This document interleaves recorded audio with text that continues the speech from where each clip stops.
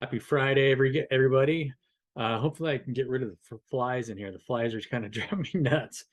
But I have just started kind of getting back on here for a while. I went into about 2 weeks of really deep reflection, of everything that I've gone through in the last year. It's been a really awesome journey when you really think about it. And I want to share some insights that I received this week from you guys. You maybe have seen my Fool poster that I put up there, the Fool. And this is actually a very telling picture. I don't know if you can see the Fool here.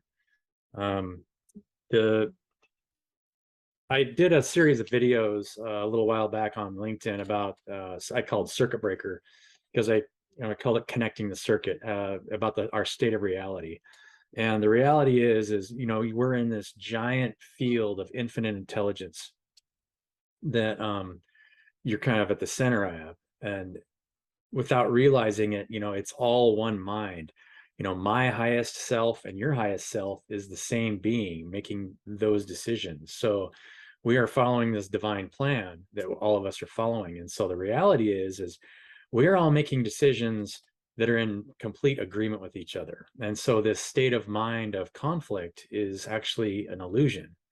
And this is the story of Job. This is Job's story, right? If we think about the story of Job, and actually when you understand why that story is so important, you could connect it with the Bible. You don't have to connect it with the Bible. They really don't know who authored that story.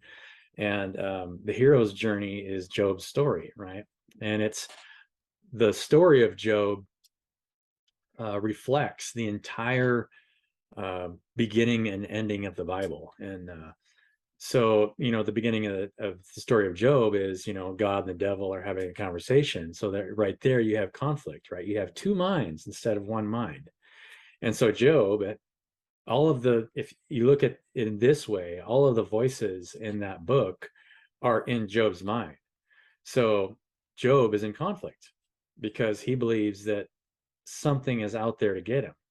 And so Job never fails because Job always knows it's his fault, right? Job is like, woe is me, it's my fault. I'm doing this to myself. And he's right because he is in conflict and he believes that there's somebody out there that is against him. And his friends are smitten, they're put down because they want to make him feel like he's a victim when he's not a victim. He's actually doing it to himself because he is in a state of conflict. And Job never fails in his faith. He remains in that state of unconditional love. He retains that key of David.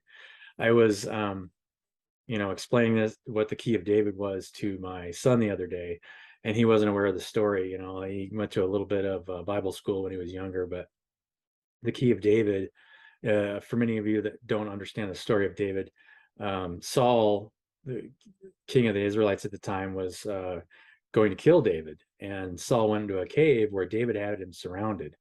And David just cut a piece of cloth off of Saul's robe. And when Saul left the cave, David went outside and said, hey, look, I had you surrounded and I could have killed you, but I spared your life because you were the Lord's appointed. And so he showed unconditional love for Saul. Even though Saul was there to kill David, David spared his life. And so, my ultimate message from today is the spirit of the Fool and is the key, the unconditional love of everything around you, because everything is a part of you. All of us are making the same decisions together. I've met a lot of people on this journey, and some of people I don't talk to anymore. It's not because I don't love you. It's just it seems like our paths are separating, and I was going down another road. So and my door is always open. I tried to make that known that my door is always open because you are a part of me. It doesn't matter what you're doing or not doing or what you believe or what you don't believe.